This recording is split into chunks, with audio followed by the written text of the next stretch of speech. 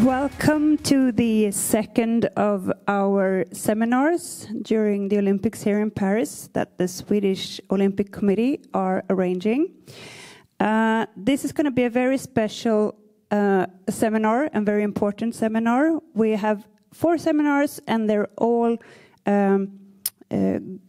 going to achieve, tell us about how we're going to achieve to the goals, the UN global goals. And also that the Swedish Olympic Committee has signed for the UN Global Sports for Global Action. I'm sorry. It's tricky when it's in English, isn't it? And we have guests with various backgrounds. We have medical teams from, I think, at least 2 other countries. That's from Denmark and from Holland, was it? We have guests who have been invited from the Swedish Embassy here in France and also the Swedish Chamber of Commerce. So we wish you all welcome. And I'm not going to be very long because I'm so excited to hear you talk. And here we have Anna Rickert from WWF Sweden and Linda Backman, the Swedish Olympic Committee. Welcome and please tell us everything about World-class Veggie. Thank you. Thank you. Thank you, Johanna, and thank you everybody for being here. So this is an unexpected collaboration, maybe, WWF and the Olympic Committee. Oops. WWF and the Swedish Olympic Committee. And we actually found each other and realized that we have goals that are similar. WWF works for a future where people live in harmony with nature, and the Swedish Olympic Committee works to build a better world through sports. So we both have ambitious agendas, and this brought us together. It's been a wonderful collaboration, and we've been working together since 2018. Linda? Yes, now it's 2024, and choosing to be a vegetarian is neither controversial nor radical, and it becomes easier. It's rather in that case that most those people that demand meat for all meats by old habit or tradition, they are becoming fewer.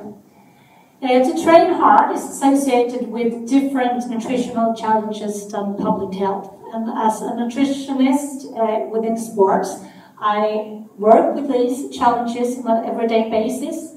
And many athletes are curious about vegetarian food, but feel insecure whether it's possible to combine with hard training and exercise and performance.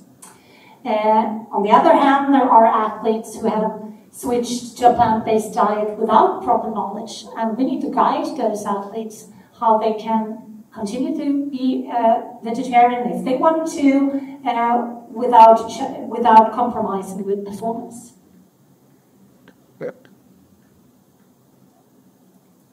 So this is a seminar that highlights the possibilities and challenges with eating vegetarian food when you're an athlete. It's a seminar that challenged the prejudices about vegetarian food and who it should be intended for. And we are supposed to learn how to maximize health and performance with green choices. So we are really careful not to label things. It is not something odd to eat vegetarian food in 2024. You don't need to define yourself as a vegan or a vegetarian to be part of a sustainable food system. But we are up against quite big challenges. So what we're working with and against in this project are things like this. I don't get enough energy from vegetarian food. I don't get enough proteins, the nutrition isn't good enough, you're going to tell us more about that, Linda. The vegetarian food doesn't taste good, and it's difficult to cook.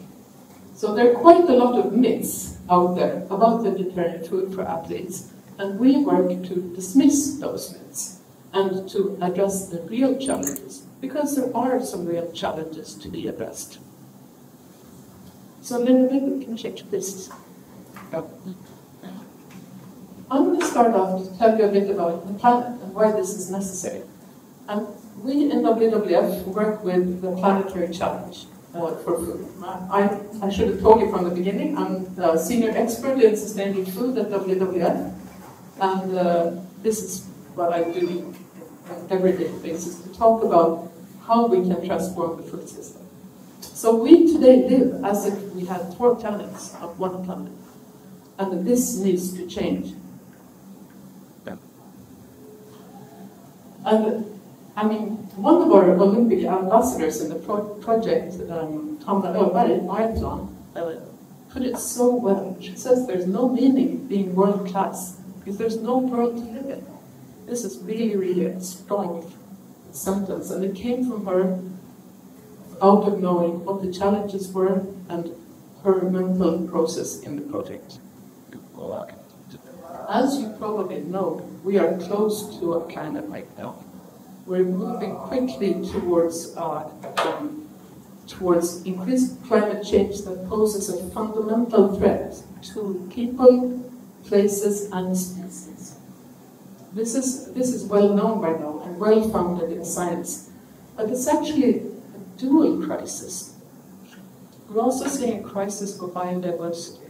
We're losing species at an incredible rate, but it's not only the species, it's the habitats and it's the eco-functions that they represent that will help us to survive as humanity. And the fact that we're losing biodiversity at a very quick rate is not as well recognized as is the climate crisis. But they are a dual crisis, and they're to a large extent connected. This means it's important to address both the crises so you don't get suboptimal solutions that works for one but not for the other. And this is my fun job. Food sits at the center of these two questions. So food stands for about 1/4, sometimes up to 1/3, depending on how you count, of the climate impact. This means it's extremely important to address the food system when you're working to lower the climate impact. But food is also the main reason for the deforestation and loss of biodiversity. So Johan Rockström, the big important person, Johan Rockström said that we cannot fix the food system if we cannot fix climate, we cannot fix biodiversity if we don't address the food system. We have to be there and working. And food sits in the center of these issues. Yeah. But what does vegetarian food have to do with this? Well, it turns out that animal products in food is the most important key, the big transition that we need to make. And this is well founded in science. Science is clear. We need to eat less meat and more veggies. And I mean, this wording tells us that substituting half of animal products consumed globally with more sustainable alternatives could almost fully halt the conversion of forests and natural land for agriculture, according to new research. It tells us that this is where we need to be working. And why? Well, animals eat a lot of feed. Part of this feed is soy. Soy is produced on lands that are really sensitive to biodiversity loss. And you know all these areas in Brazil, Argentina, the Amazon, the Cerrado are really sensitive lands. I'll show you pictures soon. So this is what needs to be avoided. We need to transfer more of our consumption to the veggie side and eat more of the vegetables ourselves. This is what the border between forest and land can look like in the Cerrado landscape. So this is soy production, and these are immensely biodiversity-rich areas in the Cerrado. And you can see for yourselves, it doesn't look natural. It looks like something constructed by man, and it is. And this is what's happening at a very scary rate. And it's driven by the increasing consumption of meat products all over the globe. And you know why this is important? We need to address all over the globe. It's not just here in France or in Sweden or wherever we may be working. People all over need to be part of this transition. So, why more vegetarian food? Well, lower climate impact, less land use, less negative impact on biodiversity at a global scale. And let's not forget, also, for those of you who are working on the medical side, the antibiotics aspect. There's quite a lot of antibiotics used in animal production. And by moving to a more veggie diet, we help to lower the pressure of use on antibiotics. And also, we need to see to it that animal welfare is looked at as best way. More animal products are produced with a better animal welfare. This picture shows you the target. It's kilograms of carbon equivalents per kilo of food. And you can see that beef, shrimp, cheese, pork are all on the high impact side. Here you have potatoes, root vegetables, beans, lentils, pasta, egg, rice. It shows us that we need to move from that side to this side of the diagram. I think many of you already know this, but it's striking when you see the picture of how many times better the beans and lentils are, for example, than the beef in kilograms of carbon equivalents. But there is some space for some animal products in the diet. We need to remember that it's not about it's not about everyone needing to become vegan or vegetarian, or not even putting a label on it, but to have a more sustainable diet, which includes some meat. And so we use the concept less not better. And better meat is meat that is produced with lower impact. It uses maybe grass as feed, for example, as you can see those cows, and meat that's produced with byproducts, for example, vegetable byproducts that are fed to chicken and pork. So there is space for meat in the diet, just not speak quite a lot less.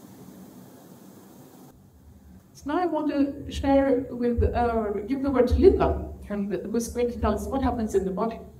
Thank you, Anna, and thank you for explaining the why. So the good news is there is no conflict of interest. Things that are good for the planet are also good for our bodies. For the first time last year, in the sixth revision of the Nordic Nutrition Recommendations, they are publishing scientific recommendation for both environment and health, and it advocates more plant-based diet and less meat and meat products on the plate. So the healthy effect goes hand in hand with what's good for the planet. So choose more plant-based food, more whole grains, less meat, and fewer empty calories as the sugar and alcoholic beverages. So a good or a bad diet is not defined by the presence or the absence of meat. I want to state that clearly. So when comparing the nutritional content in vegetarian meals with omnivore diets, there are some general differences. In the vegetarian meals, you will have a higher intake of fiber, magnesium, folic acid, vitamin C, and antioxidants. At the same time, you will have a lower intake of saturated fat, less energy, less omega-3, less proteins, and some vitamin and minerals that will be lower in the vegetarian dish. Due to less saturated fat and less energy, it will give rise to health effects, positive health effects. And with vegetarian diets, we will see a decreased risk for coronary vessel disease, less overweight, less obesity, less type 2 diabetes, and several cancer forms that are reduced when you are choosing vegetarian instead of an omnivore diet. So for health, it's good to be how to eat vegetarian plus. Good.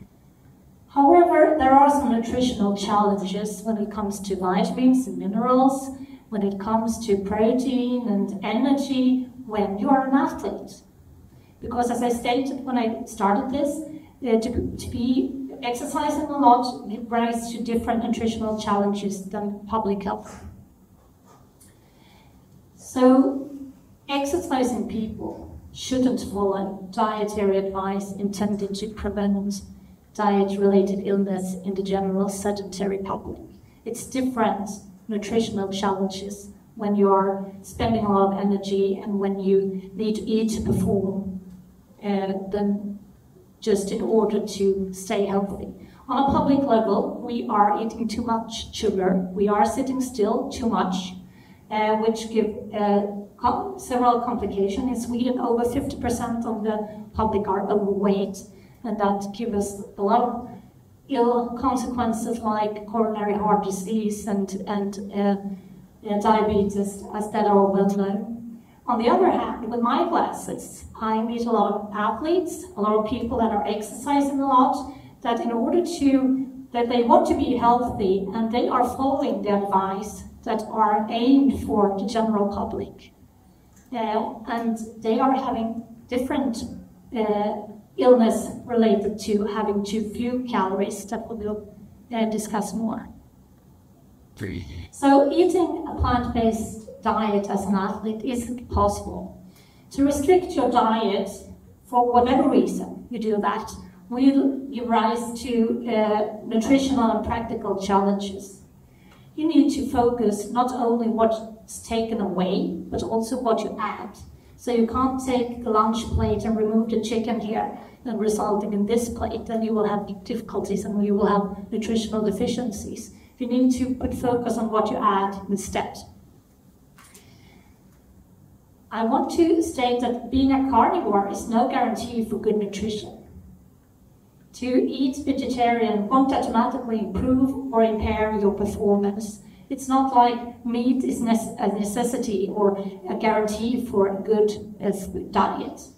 There are good and bad diets among omnivores as well as among vegetarians and vegans.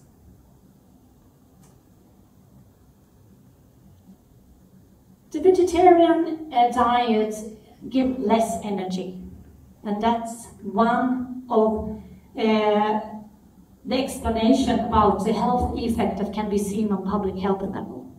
The base of the vegetarian plate is beans, lentils, and those grains that are rich in fiber, rich in vitamins and minerals, but they contain less energy and less of fat. So it will give rise to less energy density food. And that might be a difficulty when it comes to heavy exercise. Among athletes, 20 to 23% of overall elite athletes are having too little energy. And among endurance athletes, it's 50 to 70% of the athletes that are eating too few calories.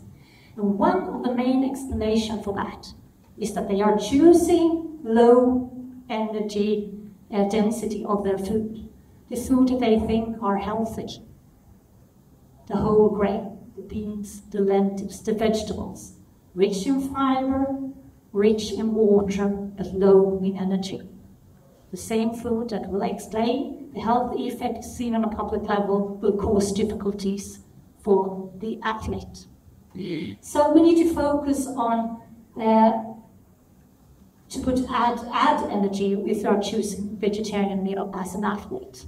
Nuts and seeds, in oatmeals or in salads, to drink energy. That will be easier to have more calories when you drink them than when you eat them. To have dry fruits and energy bars where the water content is removed, so there will be less volume but still a lot of energy. To have peanut butter and oils, avocado and olives that are rich in fat and rich in energy. The most common concern when talking about vegetarian food and exercise is that you won't get enough energy or enough proteins from it. But proteins are actually not particularly hard to meet, even though the needs are not particularly hard to meet, even though you as an athlete needs twice as much as non-exercising people. So to achieve the double amount of proteins, still often it's not a problem as an athlete. The explanation for that is that most food contains protein. If you take pasta as a typical carbohydrate, you might think it contains 14% of it contains of protein. Compare that with meat and fish, where 20% comes from protein, so it's not that far away. Most proteins so it's easy. A transition to a vegetarian diet often means that you will have less protein. But less protein doesn't necessarily mean too little. It can still be enough, even though it's less than we eat when eating an omnivore diet. But you need to have a protein on your plate. You can't just remove meat, the fish, without replacing it. So as our ambassador Charlotte Keller put here, remember to add things and build your meals around a good source of protein. Always have a protein source available. And it's not just about the amount of proteins you have. All proteins are not the same. Animal products contain saturated fat, more plant-based protein, or more cholesterol, and that's not good for us. But on the other hand, the plant-based protein sources are less absorbed. And most plant-based proteins, except soy, are limited in the amino acids profile, which make them incomplete.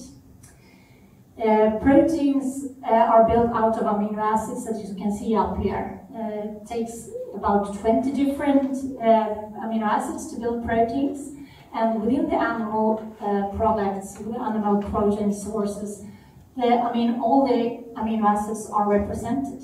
You can build a protein in the body from the animal-based protein source. But if you go to vegetable protein sources, even though they have the same amount of protein as the meat or the meat product, they are limited or restricted in the profile of amino acids. So you cannot build, here you lack the blue amino acid, here you lack the yellow. You can't build a protein, even though the protein content is the same. But by combining them, because it's not the same amino acids that's restricted in all plant-based protein sources. So by combining the pasta with the beans, then you will have a complete amino acid profile and can build that protein. So you need to combine them in order to get all the amino acids. It might seem easy to change some things, to replace the milk by oat or soy or different vegetable milk drinks. And they might taste similar, you can use them in the kitchen in a similar way, and often they are fortified with minerals and vitamins, so they are good sources for vitamin D, for calcium, for vitamin B12, in the same way as the ordinary milk, the cow's milk is. But they are not similar when it comes to protein.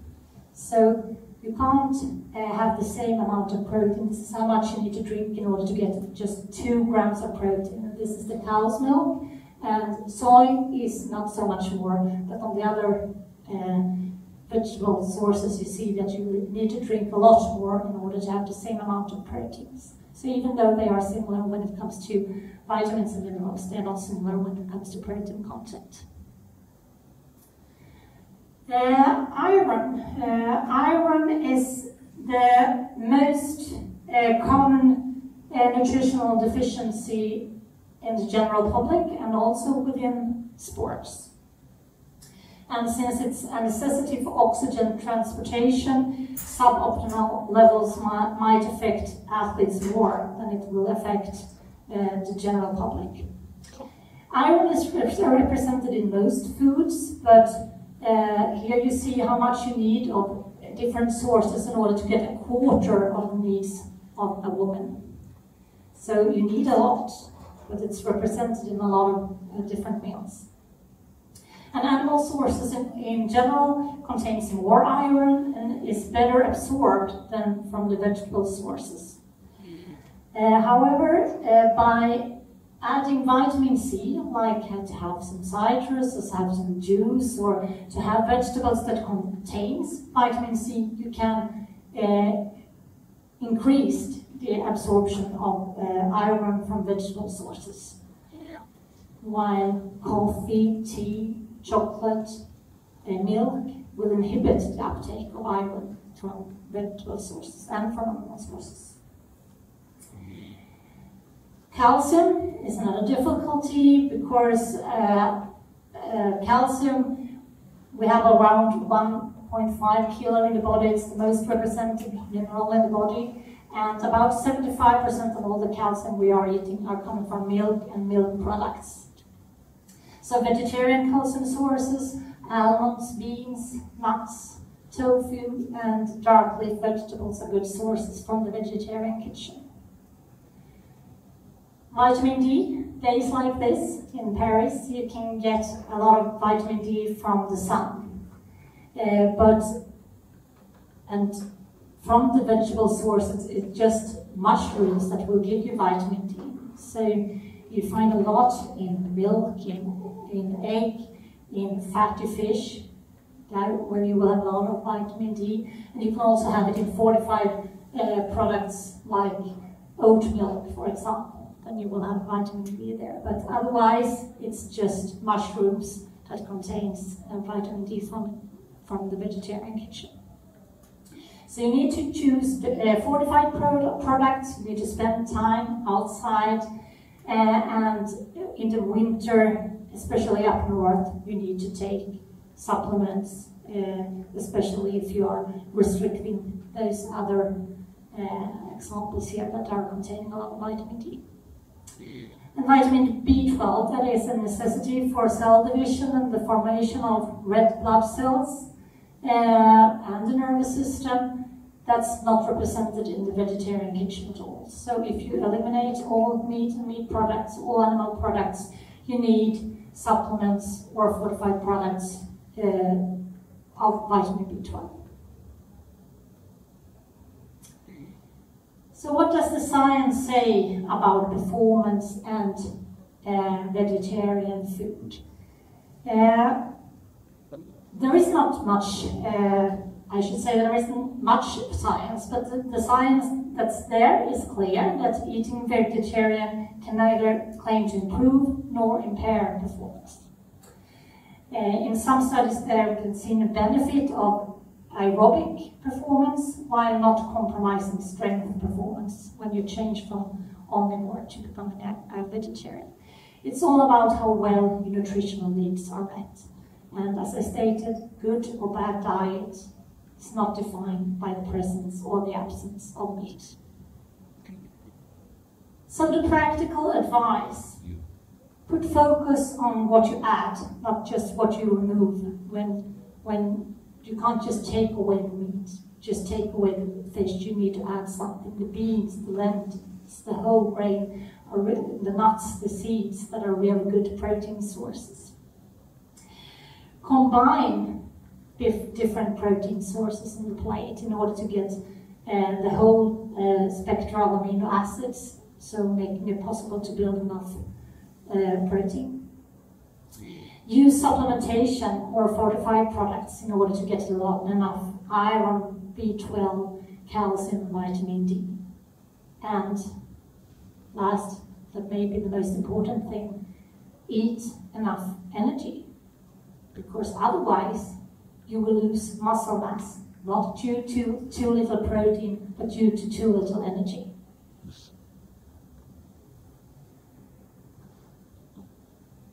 And we don't need to label ourselves. We can take small steps. This is Max Salminen, Olympic gold medalist in sailing, who took it step by step, adding more and more vegetarian protein sources and diluting.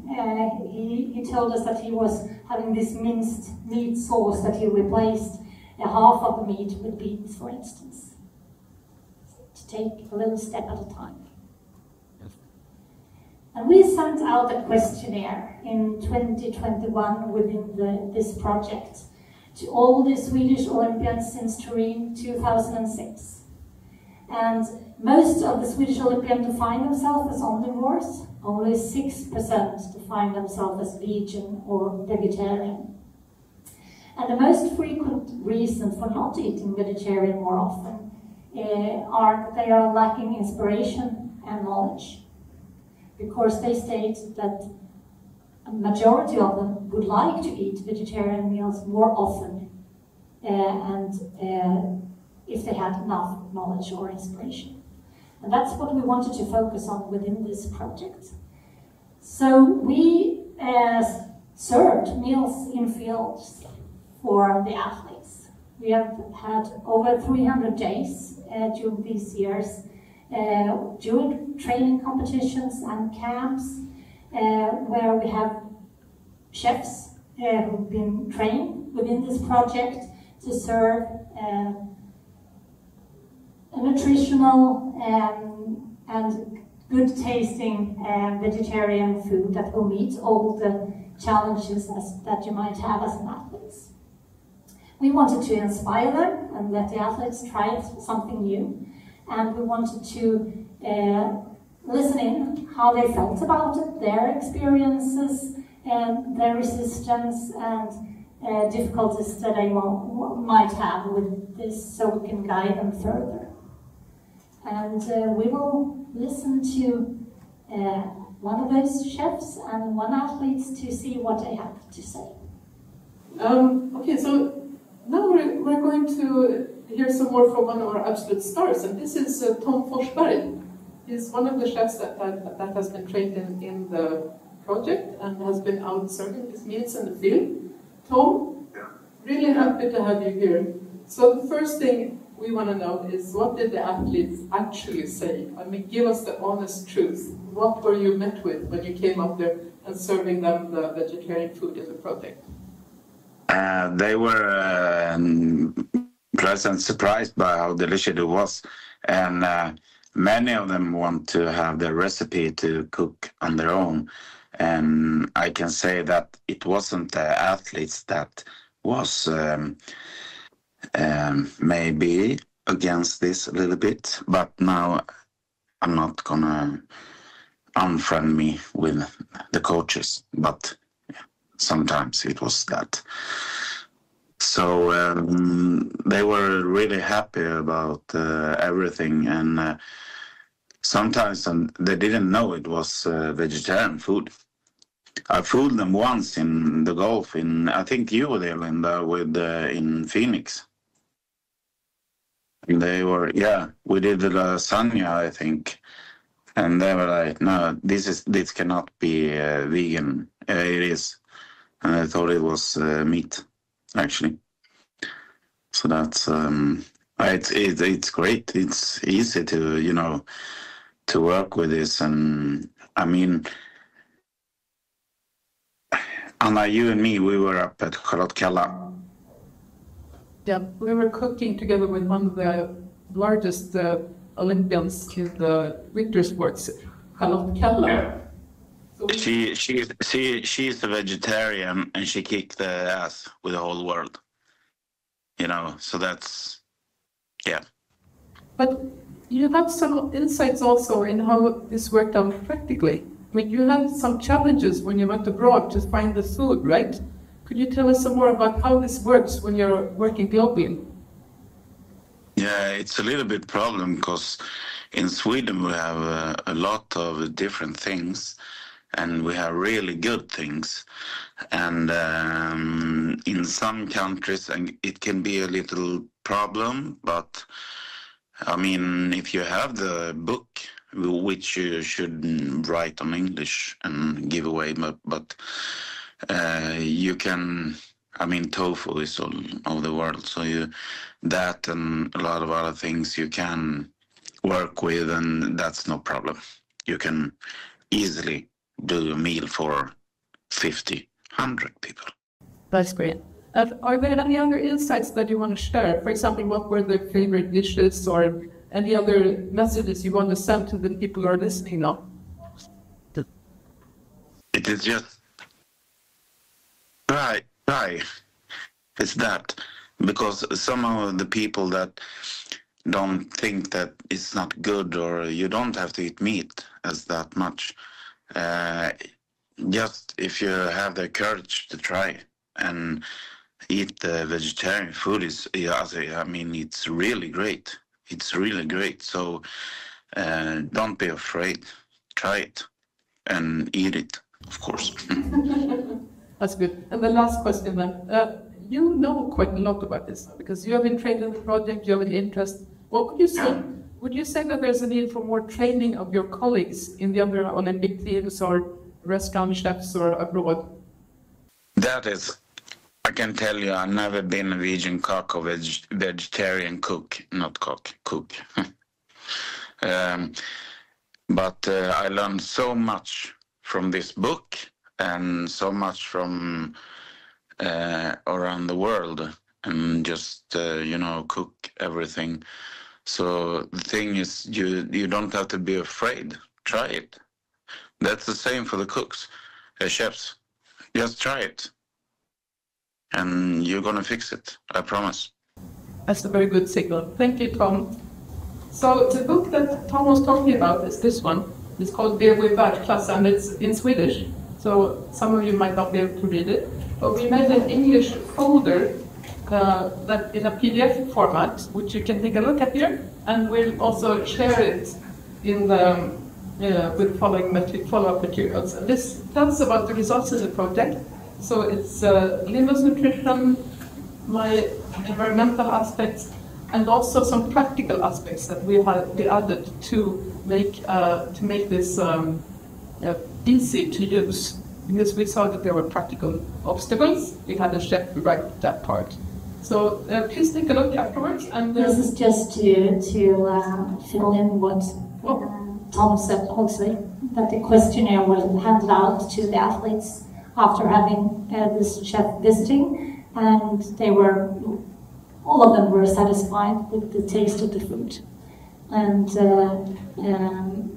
almost everyone says that the food is good to exercise after eating. Which was a really good result. We were very happy about that. So now I've told you about the book, I've told you about the folder. There's quite a lot of educational materials in Swedish in the project different websites. And this will be shared with you also afterwards. And you're also welcome to contact us if there's any questions. So educational films and an online course that Jonna participated in. That was wonderful. So maybe, Jonna, you want to come up and tell us a bit how this worked from an athlete's point of view, because that will be really, really important. How did you feel about this? Okay. Well, first of all, you have to present yourself. Yes, so my name is Jonna Adleteg, and I'm a former Olympian in artistic gymnastics. So I competed in London and in Tokyo. And I've been working with Linda for many years. So, you've been my nutritionist. Very nice. And how has the project influenced your attitude towards food? I think it's been very important because I very much relied on Linda and what she advised me to. So I think if Linda would have said that you need to eat meat every day to be able to perform, I would never eat vegetarian. But she really influenced me well and taught me all of these things that you have been talking about. So and I think it really suited me because I really like vegetables and eggs and tofu and all of these kinds of things. So it really suited me also, personally. Did you also see these challenges that Linda talked about with getting enough energy? I never experienced that. Okay. And I think maybe because Linda taught me very well, but I never felt any problems with my performance. And I also never stopped eating meat or stopped eating chicken or anything. But it was kind of nice to get this feeling that you can eat everything, and it's okay if you don't eat meat every day, and to learn to really learn and understand. That's great. What was your favorite dish that came out of the project? Did you eat something that was astounding that you want to share with the audience? I think I ate this, like, I think it's on the book actually, this, the green pea guacamole kind of thing. And it's really easy to make. You just mix the green peas and you have some lemon or something. So that was really a favorite. But then, like, just eggs were like really a favorite for me. It's funny you say that, because the green pea guacamole is also one of my favorites. It's such a good piece of food on a tortilla or a taco dinner. That's actually fun. And peas. Yeah. So is there anything else you want to share of practical details or something that you want to convey to the audience? I don't know. I think just that it's possible to perform with vegetarian food, and it's just important that you know what you do and that you I don't know, that you do like Linda said, that you talked about. Thanks a million. Do you have anything to ask? No. No, I think you put it really well, and that it's not about labeling, that you continue to eat, but you really increased the amount of vegetarian dishes in your menu. Yeah. Thank you, Jonna. Okay, thank you guys. So we're getting close to the end. So you might think that Olympic athletes, they are a really, really small target group. And their eating habits will hardly make any impact on the planet. But they are really good ambassadors, and they are trend-setting groups. So things that they do, other people will take after. They will repeat. They will do as their superstars. They're Olympian, so they will follow them. So with Olympic athletes as role models, if they can switch to a more sustainable plate and food, all of us can. That's what I want to finish with saying. It's not about becoming a vegan or a vegetarian. It's about all of us switching to a less but better meat. Yeah.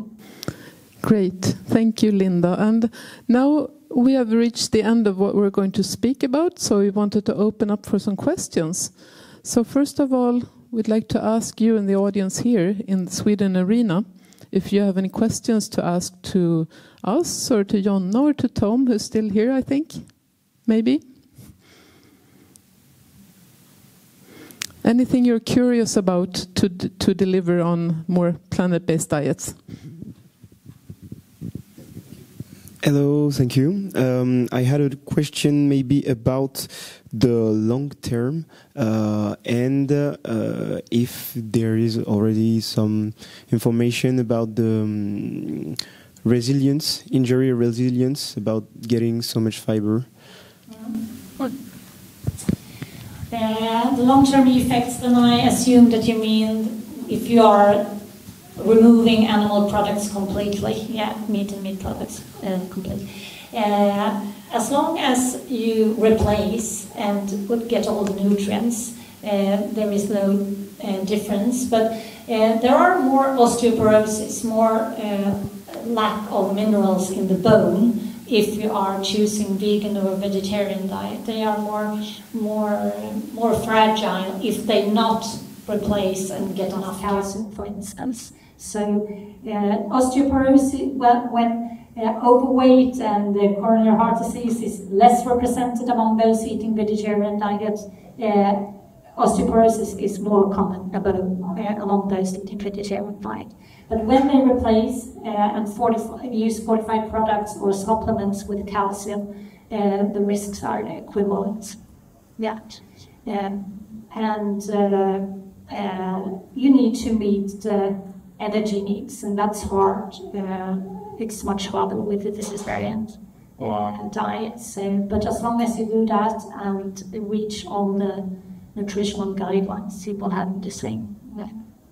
I maybe can add something there when you say osteoporosis, because I was really happy to learn in this project about tofu.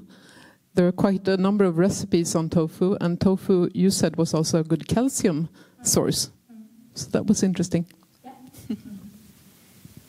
Any more questions? So how... Maybe those that are in Teams have any questions? No? Well, you know, you can always get back to us afterwards, too. You're very welcome to. And we will also be... both WWF and the Swedish Olympic Committee will be posting after this seminar on what was discussed and taken up. So you can follow us to learn more in the future. And maybe we should also give a big thanks to the Sweden Arena for having us.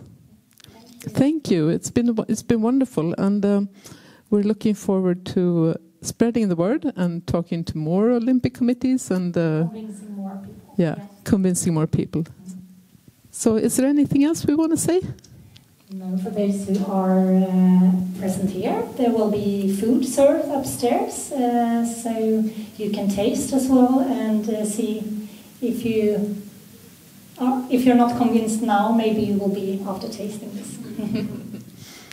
Yeah. So thank you all, and thank you, Lina, for doing the technical aspects. Thank you very much, and see you later. Bye-bye.